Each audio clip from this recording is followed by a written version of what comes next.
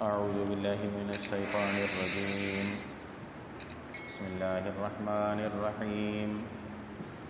ودخل معه السجن فتيان قال أحدهما إني أراني أعصر خمرا وقال الآخر إني أراني أحمل فوق رأسي خبزا تأكل الطير منه نبئنا بتأويله إنا نراك من المحسنين.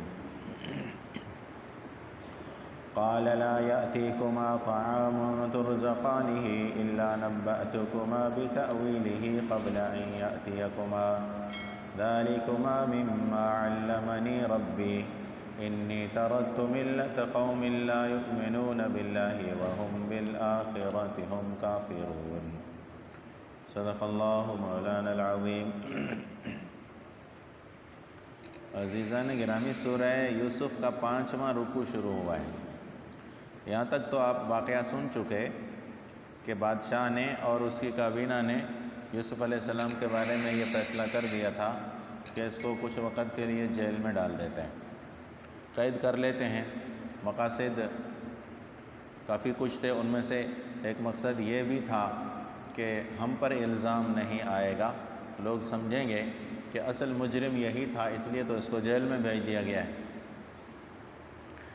اور یہ بھی مقصد تھا کہ جو خاتون، جو عورت حضرت یوسف علیہ السلام کے حسن پر فدا ہو گئی تھی، اس کے نظروں سے یوسف علیہ السلام کو دور کر دیا جائے گا تو وہ بھی ٹھیک ہو جائے گی. بہرحال یوسف علیہ السلام قید خانے پہنچ گئے، اور قید خانہ بھی جو عام مجرموں کا تھا اس میں نہیں بھیجا گیا، خاص قید خانہ جس میں بڑے بڑے باغی رہتے ہیں. یوسف علیہ السلام کے ساتھ قید میں، جیل خانے میں 2 نوجوان اور بھی تھے. ان میں سے ایک بادشاہ کا نامبائی تھا جو بادشاہ کو کھانا کھلانے کا کام کیا کرتا تھا، اور دوسرا بادشاہ کو شراب، چائے وغیرہ وغیرہ مشروبات، بادشاہ کے لیے مشروبات تیار کرنے اور بادشاہ کو پیش کرنے کا ملازم تھا. ان دونوں کو اس الزام میں کہ انہوں نے بادشاہ کے کھانے پینے میں زہر ملایا ہے، گرفتار کر کے قید میں ڈال دیا گیا تھا، اور دونوں خطرناک مجرم تھے. ہوا یہ کہ ان دونوں نے، یا ان میں سے ایک نے خواب دیکھا. خواب یہ دیکھا کہ ایک نے کہا کہ میں نے یہ خواب دیکھا ہے کہ میں بادشاہ کے لیے انگور میں سے رس نچوڑ کر بادشاہ کے لیے شراب بنا رہا ہوں. اور دوسرے نے کہا میں نے یہ خواب دیکھا ہے کہ میرے سر پر روٹی اور کھانے کے ٹوکرے ہیں، ٹوکرا میں سر پر رکھ کر جا رہا ہوں، اور ان ٹوکروں میں سے پرندے روٹی یا کھانا وہ اٹھا کر لے کر جا رہے ہیں. آپ ہمیں اس خواب کی تعبیر بتائیے. اور ہم آپ سے تعبیر اس لیے پوچھ رہے ہیں کہ آپ ہمیں بہت اچھے انسان نظر آتے ہیں. یوسف علیہ السلام نے ان سے کہا کہ ہاں، ابھی کھانے کا وقت ہوا چاہتا ہے، کھانا آنے سے پہلے پہلے میں تمہیں خواب کی تعبیر بتا دوں گا. تعبیر بتانے سے پہلے یوسف علیہ السلام نے ان کو تھوڑی سی تبلیغ فرمائی، اور فرمایا کہ میں جو تمہیں خواب کی تعبیر بتاؤں گا یہ اس میں میرا کوئی کمال نہیں ہے، یہ تو مجھے میرے رب نے علم عطا کیا. اور کیوں عطا کیا؟ کہ میں نے ان لوگوں کے دین اور مذہب کو چھوڑ دیا ہے جو اللہ اور آخرت پر ایمان نہیں رکھتے اور اللہ کے قدرتوں کے منکر ہیں. میں نے ان کے دین کو چھوڑ دیا ہوا ہے، اور میں نے اپنے آباء و اجداد ابراہیم علیہ السلام اور اسحاق علیہ السلام اور یعقوب علیہ السلام کے دین پر میں چلتا ہوں، اور میں نے انہی کے دین کو اختیار کیا ہوا ہے. ہم اللہ کے ساتھ شرک نہیں کرتے، ہمارا بنیادی مذہب توحید ہے، اور یہ اللہ کا ہم پر فضل ہے، اور بہت سارے اور لوگوں پر بھی یہ اللہ کا فضل ہے، لیکن لوگ اس بات کو سمجھتے نہیں ہیں. یہ تقریباً ان آیات کا ترجمہ بھی یہی ہے جو میں نے آپ کو واقعہ سنایا، ترجمہ بھی کر لیتے ہیں۔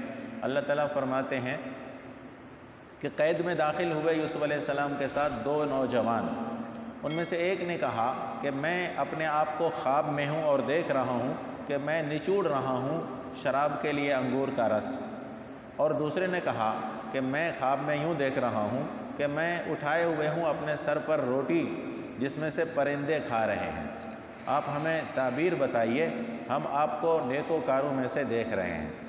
تو یوسف علیہ السلام نے فرمایا کہ نہیں پہنچے گا تم پر کھانا، تمہارے پاس کھانا جو تمہیں دیا جائے گا، مگر میں تمہیں اس کی تعبیر پہلے سے بتا دوں گا اس کھانے کے آنے سے پہلے، اور یہ اس لیے ہے کہ مجھے میرے رب نے یہ علم دیا ہے، میں نے چھوڑ دیا ہے مذہب ان لوگوں کا جو اللہ پر ایمان نہیں لاتے اور آخرت کے منکر ہیں، اور میں نے مان لیا ہے دین اپنے بڑوں کا، ابراہیم علیہ السلام اور اسحاق علیہ السلام اور یعقوب علیہ السلام کا۔ ہمیں یہ جائز نہیں کہ ہم اللہ کے ساتھ کسی بھی قسم کا شرک کریں، یہ اللہ کا ہم پر فضل ہے اور لوگوں پر بھی ہے، لیکن بہت سارے لوگ اس کا شکریہ ادا نہیں کرتے۔ ترجمے سے بھی واقعہ پورا آپ کے ذہن میں آ رہا ہوگا۔ اس میں سب سے پہلی بات تو جو سمجھ میں آتی ہے، جو سبق ہے ہمارے لیے، وہ یہ ہے کہ سندھی میں کہتے ہیں کہ کھنگ کھتوری خارش لکائے نہ لک جن، یعنی کھانسی اور مشک خوشبو ہے اعلیٰ درجے کی، اور خارش، یہ کتنا بھی چھپائیں یہ چھپتے نہیں ہیں، بالآخر کہیں نہ کہیں ظاہر ہو جاتے ہیں۔ کھانسی کتنی بھی روکو کسی نہ کسی ٹائم ظاہر ہو جائے گا، اور خارش جو ہے وہ بھی کہیں نہ کہیں ظاہر ہو جاتا ہے انسان، اور اسی طرح جو ہے وہ کھانسی، خوشبو اور خارش یہ چھپائے نہیں چھپتے۔ لیکن ایک اور بات بھی ہے، یہ تو سندھی کا پہاکا ہے نا، کہاوت ہے، لیکن یہ بھی حقیقت ہے کہ علم اور فضیلت بھی چھپائے سے نہیں چھپتے۔ علم ایک ایسی چیز ہے جو ہر جگہ پہ اپنے جوہر دکھاتا ہے، اسی طرح فضیلت، نیکوکاری، تقوی اور پرہیزگاری بھی ضرور ظاہر ہوتے ہیں، کچھ بھی ہو جائے۔ اب یہ قید میں ہیں یا جیل میں ہیں، اور جیل میں بھی 2 نوجوان جو بادشاہ کے نوکر ہیں، بادشاہ کے خاص الخاص آدمی ہیں، وہ مرید بن جاتے ہیں، وہ سمجھ جاتے ہیں کہ یہ کوئی اور شخصیت ہے، یہ کوئی بڑی شخصیت ہے، اس لیے خواب انہی کو سناتے ہیں۔ اور یہاں سے علماء نے ایک مسئلہ اور بھی نکالا ہے کہ انسان خواب دیکھے تو ہر کسی کو نہ سنائے، بلکہ ایسے آدمی کو خواب سنائے جو تقوی پرہیزگاری والا ہو، علم والا ہو۔ ہر کسی کے آگے خواب کا تذکرہ نہیں کرنا چاہیے۔ اس حوالے سے ایک مسئلہ اور بھی ذہن میں رکھیں کہ خواب ہمارے کوئی حیثیت نہیں ہے، یہ یاد رکھیں۔ ہم میں سے کوئی آدمی خواب دیکھ لیتا ہے، صبح سویرے پہنچ جاتے ہیں مولوی صاحب کے، مولوی صاحب رات خواب دیکھا، بالکل تہجد کے ٹائم پر دیکھا، یعنی یہ بھی جھوٹ بولتے ہیں آگے، کیونکہ حدیثوں میں آتا ہے نا کہ تہجد کے وقت کے خواب سچے ہوتے ہیں، تو جھوٹ بولتے ہیں آگر مولوی صاحب کو سنا مولوی صاحب میں نے خواب دیکھا تہجد کے ٹائم، اور آگے پیچھے بولوں گا تو مولوی صاحب بولیں گے بھائی ایسا ہی خواب ہے۔ اب ایسے ٹائم کا بتاؤں مولوی صاحب کو کہ مولوی صاحب کو خواب مجبوراً اس کی تعبیر کرنا پڑ جائے، اور مولوی صاحب ضرور مجھے تعبیر بتائیں، تو یاد رکھیں کہ ہمارے خوابوں کی کوئی تعبیر ضروری نہیں ہے۔ اور پھر دوسری چیز یہ بھی ہے کہ حقیقت کے مقابلے میں خواب کوئی حیثیت نہیں رکھتا۔ مثال، ہمیں اللہ نے، اللہ کے نبی پاک صلی اللہ علیہ وسلم نے یہ حکم دیا ہوا ہے کہ 5 وقت نماز پڑھو۔ اب ایک آدمی کو خواب میں آتا ہے کہ نماز نہیں پڑھو، اللہ آ کر اس کو کہہ بھی دے، اللہ کے نبی بھی اس کو آ کر کہہ دیں کہ تم نے نماز نہیں پڑھنی ہے، تو کیا ہم نماز چھوڑ دیں گے؟ لیکن لوگوں کا مزاج یہ ہے کہ خواب میں آ گیا ہے نا، بس اب خواب میں مجھے آ گیا کہ نماز نہیں پڑھو تو میں کیسے پڑھوں؟ وہ کوئی تمہارا خواب کوئی اللہ سے لکھوا کر لائے ہو تم یہ خواب؟ تو حقیقتوں کے مقابلے میں ہم لوگوں نے خوابوں کو زیادہ اہمیت دی ہوئی ہے، یاد رکھیں، حالانکہ کوئی اہمیت نہیں ہے خواب کی۔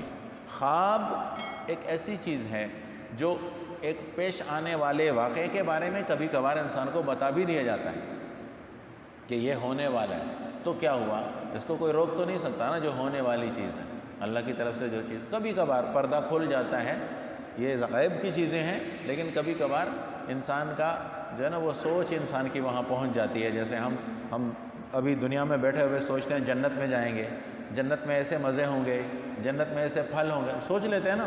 تو خواب بھی اس طرح کے انسان کے ذہن میں آ جاتا ہے, اور پھر اس خواب کو کوئی حجت اور دلیل نہیں بنانی, یاد رکھیں. ان لوگوں نے بھی تعبیر پوچھ لی حضرت یوسف علیہ السلام سے, علم اور فضیلت کی بنیاد پر ہی پوچھی ہے. قرآن نے یہی کہا ہے کہ ان لوگوں نے جو خواب سنایا تو کہا ہمیں تعبیر بتاؤ, کیونکہ ہم آپ کو محسنین اور نیکوکاروں میں سے سمجھتے, ہم نے آپ کا علم اور تقوی دیکھ لیا, اس لیے ہم آپ سے خواب کی تعبیر پوچھ رہے ہیں. یہاں محسن کا معنی بھی سمجھتے چلیں. ایک آدمی ہوتا ہے جو اپنا فرض نبھاتا ہے, گردن سے اتار لیتا ہے اپنا کام, بس ہو گیا جی, جلدی جلدی میں جیسے ہم لوگ بھاگے بھاگے آئے, بھاگے بھاگے وضو کیا, بھاگے بھاگے نماز پڑھی, پھر بھاگے بھاگے دکان پر پہنچے, کوئی توجہ نہیں کی کہ نماز اللہ کے دربار میں حاضری ہے. کسی بڑی یونیورسٹی میں, کسی بڑے اسکول میں طالب علم بغیر وردی کے جاتا ہے؟ وردی نہ ہو اندر آنے دیتے ہیں؟ ہاں, کسی بڑے ادارے میں آپ شناختی کارڈ نہ لے جاؤ, آپ کو آنے دیں گے؟ ہاں, کورٹ میں جانا ہے, آرمی کے کسی دفتر میں جانا ہے, شناختی کارڈ, پہچان کرواؤ کہ کون ہو. ہم بغیر پہچان کروائے, بغیر وردی کے پہنچ جاتے ہیں اللہ کی دربار میں. ننگا سر, گندے کپڑے, سگریٹ پیے ہوئے کپڑوں میں بدبو, اور کسی چیز کا یہ لحاظ نہیں کہ جی ہم اللہ کی بارگاہ میں پہنچے ہوئے ہیں. لباس کا کوئی پرواہ نہیں, ننگے سر. یہ تو رواج بن گیا, ننگے سر تو نماز پڑھنی. کیوں بھائی, کوئی فرض تھوڑی؟ ہاں بھائی, فرض نہیں ہے واقعی, یہ فرض واقعی نہیں ہے. تو کیا دسترخوان پہ 3 سالن فرض ہیں؟ دسترخوان پہ سالن فرض ہے کیا؟ ایسے روٹی کھا لو, روٹی مل گئی نا, کافی ہے. تو 3 4 سالن, 3 4 قسم کے طعام, یہ کوئی فرض تو نہیں ہے؟ پھر کیوں نہیں چھوڑتے؟ چھوڑ دو نا, ایک ہی قسم کا سادہ کھانا کھایا کرو. ہر روز نئے نئے کھانے, کئی قسم کے کھانے ایک ایک دسترخوان پہ کھائے, فرض تھوڑی ہیں. وہاں یہ لحاظ نہیں ہے, لیکن یہاں فرض تھوڑی ہے. سر ڈھانپنا نماز میں فرض نہیں ہے. میں نے پوچھا ہے مولویوں سے, میں نے مفتیوں سے پوچھا ہے, کہتے ہیں نماز میں سر ڈھانکے بغیر نماز ہو جاتی. بھائی خالی روٹی کھانے سے بھی پیٹ بھر جاتا ہے؟ کون کہتا ہے پیٹ نہیں بھرتا؟ روکھی روٹی کھانے سے بھی تو پیٹ بھر گیا نا. روکھی روٹی کھایا کرو, پیٹ تو بھر گیا, نماز بھی ہو گئی. ایک مسلمان نماز پڑھنے جاتا تھا کورٹ میں, ایک جج کا ملازم تھا, نماز پڑھنے کے لیے چھٹی لے جاتا تھا جج سے کہ جی مجھے نماز پڑھنی ہے, تو جج اس کو چھٹی دے دیتا تھا. جج غیر مسلم تھا, جج تھا غیر مسلم, اس کو پتہ نہیں تھا کہ نماز میں کتنا ٹائم لگتا ہے, کتنا وقت لگتا ہے نماز میں. وہ چھٹی لے جاتا, گھنٹے گھنٹے باہر ہوٹلوں پر بیٹھ کر گزار کر آ جاتا تھا. ایک اور مسلمان وہاں پہنچا جو نیا مسلمان تھا, ابھی ابھی مسلمان ہوا تھا. وہ بھی نماز کے لیے چھٹی لے کر جاتا. ایک پرانا مسلمان تھا اور ایک نیا مسلمان. نیا مسلمان جب چھٹی لے کر جاتا تو بہت دیر لگا کر آتا نماز کے لیے. جج نے سوچا کہ یہ جو پرانا مسلمان ہے یہ تو جلدی نماز پڑھ کر آ جاتا ہے, اور یہ نیا مسلمان بہت ٹائم لگاتا ہے نماز میں. آخر نماز تو دونوں پڑھنے جاتے ہیں, تو ایک جلدی آ جاتا ہے اور ایک دیر سے آتا ہے. کیوں؟ دونوں کو بلایا اور کہا اس نئے مسلمان کو کہ بھائی یہ بھی تمہارے ساتھ نماز کے لیے جاتا ہے اور یہ پھر بھی جلدی آ جاتا ہے, تم اتنی دیر لگا کر آتے ہو. حالانکہ وہ مسلمان وقت ضائع کر کے آتا تھا, ہوٹلوں پہ گھوم پھر کر پھر آتا تھا, لیکن پھر بھی جو نیا مسلمان تھا وہ اس سے زیادہ ٹائم لگاتا نماز میں اور پھر پہنچتا جج کے پاس. تو غیر مسلم نے کہا بادشاہ جج صاحب میں ہوں نیا مسلمان ہوا, اور میں نے سنا ہے حدیثوں میں نبی پاک صلی اللہ علیہ وسلم نے ارشاد فرمایا ہے کہ نماز ایسے پڑھو جیسے تم خدا کو دیکھ رہے ہو, یا پھر ایک کنڈیشن نہ بنے تو کم سے کم یہ کنڈیشن ضرور بناؤ کہ اللہ مجھے دیکھ رہا ہے۔ میں نے حدیثوں میں پڑھا ہے، سنا ہے حدیثوں میں کہ اللہ کے نبی پاک صلی اللہ علیہ وسلم نے نماز اس طرح بتائی ہے کہ اللہ کو گویا کہ دیکھتے ہوئے نماز پڑھ رہے ہو، یا اللہ تمہیں دیکھ رہا ہے، یہ تصور قائم کر کے نماز پڑھا کرو۔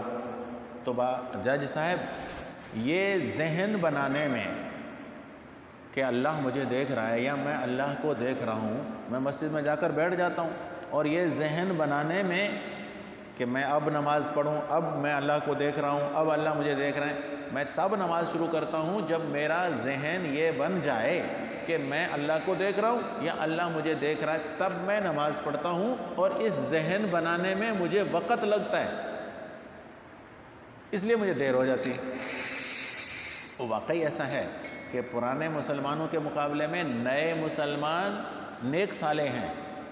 اچھا، میں نے بات یہاں سے شروع کی تھی کہ آئے نماز پڑھی بھاگے۔ بھائی نماز مسجد میں ہم نے بیٹھ کر نماز کا تصور اور ذہن بنایا ہی نہیں ہوتا کہ میں نے نماز پڑھنی ہے، میں نے اللہ کے دربار میں کھڑا ہونا ہے، میں نے قرآن کی تلاوت سننی ہے، میں نے رکوع کرنا ہے، میں نے سجدہ کرنا ہے، اپنے رب کے سامنے اپنی پیشانی کو رگڑنا ہے، دعائیں پڑھنی ہے نماز۔ یہ تصور ہی نہیں ہے، بس آئے اور جھکے اور زمین پر گرے اور بھاگے اور سلام پھیرا اور یہ جا وہ جا۔ ہمارا تو یہ نماز ہے، یہ پرانے مسلمانوں کی نماز ہے۔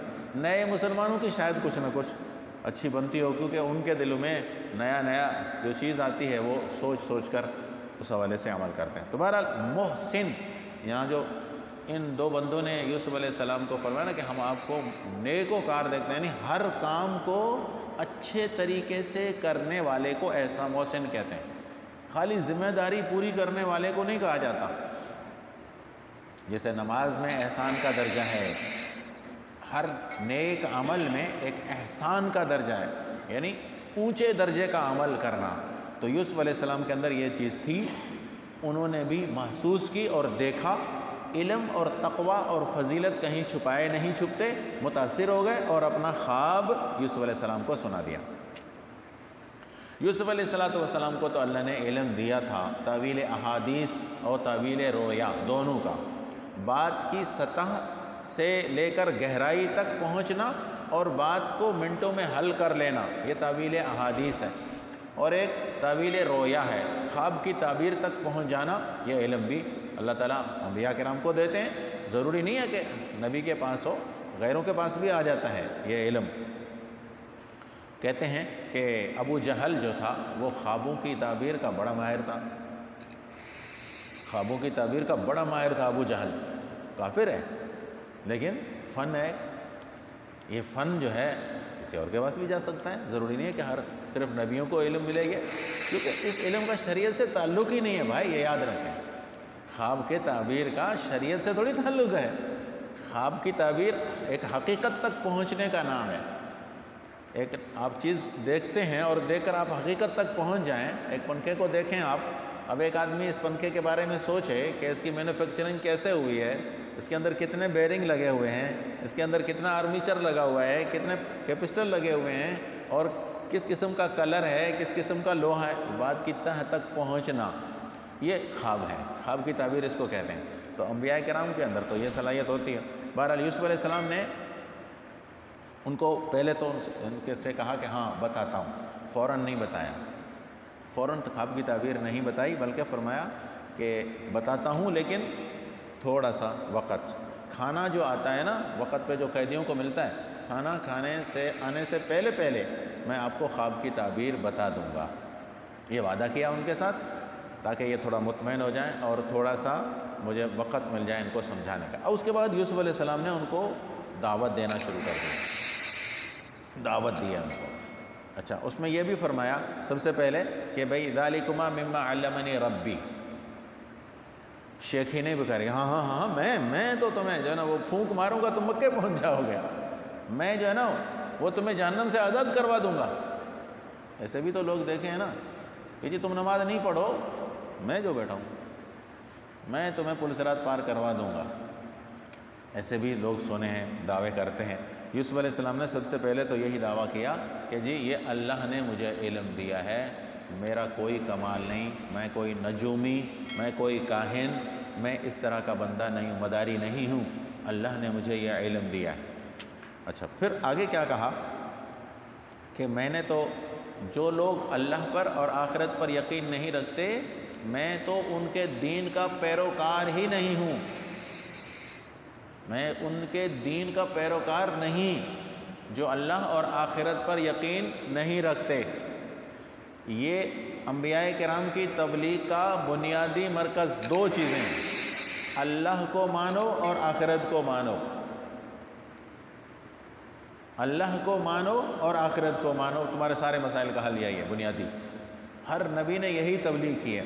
تو یوسف علیہ السلام نے سب سے پہلے ان کے دل میں یہ بات ڈالی اور ان کے ذہن میں یہ بات ڈالنے کی کوشش کی کہ ایک تو میں اپنا علم نہیں رکھتا، میرے پاس کوئی کمال نہیں ہے اللہ کی طرف سے، دو کہ میں اللہ پر اور آخرت پر یقین رکھنے والا ہوں، جو لوگ اللہ پر اور آخرت پر یقین نہیں رکھتے میں ان کی دین پر نہیں چلتا۔ ایک دو چیزیں یہاں سمجھنے کی ہیں۔ پہلی بات تو یہ ہے کہ قرآن مجید نے اور یوسف علیہ السلام کے اس رویے نے ہمیں یہ بتایا ہے کہ تبلیغ کرنے کے لیے، دین کی دعوت دینے کے لیے آزاد اور قید میں ہونا کوئی بات نہیں، چاہے آدمی جیل میں ہو، چاہے آدمی آزاد ہو، چاہے دکان میں بیٹھا ہو، چاہے آدمی تجارت کر رہا ہو، چاہے آدمی قید میں ہو، اللہ کے دین کی دعوت دینے کے لیے کوئی شرط نہیں ہے، ہر جگہ پر اللہ کے دین کی دعوت دی جا سکتی، یہ معلوم ہوا۔ حالانکہ قید میں یہاں تو باتیں کرنی چاہیے بیٹھ کر کہ ہم کب آزاد ہوں گے، کیسے آزاد ہوں گے۔ قید میں جو آدمی ہوتا ہے وہ تو یہی سوچتا ہے بیٹھ کر، اس کو باقی چیزیں ذہن میں نہیں آتی، لیکن یوسف علیہ السلام نے ان کو تبلیغ کرنا شروع کر دی۔ نمبر دو یہ بتایا کہ میرے پاس جو چیزیں ہیں، جو رب نے مجھے علم دیا ہے، اس حساب سے میں کسی اور دین کا پیروکار نہیں ہوں، میں اللہ کو ماننے والا اور آخرت کو ماننے والا ہوں۔ یہاں سے ایک بات اور بھی معلوم ہوتی ہے، سبق ہمیں جو ملتا ہے وہ یہ ہے کہ اللہ پر ایمان کے بغیر اور آخرت پر ایمان کے بغیر کوئی فضیلت حاصل نہیں ہو سکتی۔ یوسف علیہ السلام کو جو فضیلت ملی ہوئی ہے، یوسف علیہ السلام جو ان لوگوں کو دکھ رہے ہیں کہ محسنین میں سے ہیں، نیکوکاروں میں سے ہیں، تو کیا بتا رہے ہیں پس منظر، کہ میری اس نیکی کا پس منظر کیا ہے کہ میں اللہ کو ماننے والوں میں سے ہوں اور آخرت پر یقین رکھتا ہوں۔ معلوم ہوا کہ اگر کوئی شخص اللہ پر ایمان نہیں رکھتا، اللہ کی توحید کو نہیں مانتا اور آخرت پر اس کا یقین نہیں ہے، وہ نیک نہیں ہو سکتا، وہ اچھا انسان نہیں بن سکتا، وہ نیکوکار نہیں ہو سکتا۔ بہت سارے لوگ کہتے ہیں کہ جی فلان مذہب والے فلان لوگ بھی بہت اچھے ہیں۔ اچھائی کا معیار اللہ پر ایمان اور آخرت پر یقین ہے۔ اگر یہ نہیں ہے تو کوئی اچھائی نہیں ہے۔ اچھائی اسی کو کہا جاتا ہے۔ اب کوئی کتنا ہی ہمیں سونے کا نظر آ جائے، لیکن اللہ کی توحید کو نہیں مانتا۔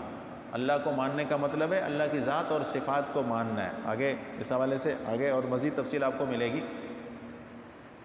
اور آخرت پر یقین ہی انسان کے لیے عمل کا ذریعہ ہے۔ عمل اس لیے کرے گا کہ اس کو آخرت پر یقین ہے۔ ایک مزدور سارا مہینہ بیچارہ محنت کرتا ہے، کیوں محنت کرتا ہے؟ اس کو پتہ ہے کہ مہینے کے بعد مجھے کچھ ملے گا، اتنا مجھے مل جائے گا کہ روزی روٹی میری چل جائے گی۔ جب ہی بیچارہ راتیں بھی جاگ رہا ہے، دن میں بھی مشقت اور محنت کرے، کیوں؟ اسے یقین ہے کہ مہینے کے بعد مجھے اجرت اور مزدوری سیلری مجھے ملے گی اور میں اپنا گزارا چلاؤں گا۔ تو عمل کرنے والا بھی، اس کو بھی آخرت پر یقین ہوگا جب ہی عمل کرے گا کہ میں آج جو کچھ کر رہا ہوں مجھے آخرت میں اس کا صلہ ملنے والا ہے، جب ہی تو عمل کرے۔ آخرت کی پرواہ ہی نہیں ہے کہ جی مر جائیں گے، کھپ جائیں گے، کیا ہوگا؟ کچھ بھی نہیں ہوگا، بس ختم ہو جائیں گے۔ وہ عمل صالح نہیں کر سکتا۔ یہ نظریہ رکھنے والا آدمی نیک عمل نہیں کر سکتا تو نیک کیسے بنے گا؟ تو نیکی کا معیار، نیکی کی بنیاد یہ دو چیزیں، اگرچہ ان میں پھر تفصیل ہے۔ تو یوسف علیہ السلام نے یہاں یہ سبق دیا ہمیں جیل کے اندر بیٹھ کر، قید خانے کے اندر بیٹھ کر، کہ اللہ کو ماننا اور آخرت کو ماننا ہی میری فضیلت، میری اچھائی، میری نیکوکاری کا معیار ہے۔ اور یہ چیز جس میں نہ ہو، کتنا ہی ہمیں اچھا نظر آئے، وہ اچھا نہیں کہلاتا۔ اللہ تعالیٰ ہمیں سمجھ عطا فرمائے۔ آگے یوسف علیہ السلام کا بھی قصہ آگے چلنا ہے، ابھی خواب کی تعبیر نہیں ہے، خواب کی تعبیر سے پہلے ابھی تبلیغ کریں گے ان کو، ابھی تبلیغ آگے اور بھی ہے اس کے حصہ۔ اللہ تعالیٰ ہمیں عمل کرنے کی توفیق عطا فرمائے۔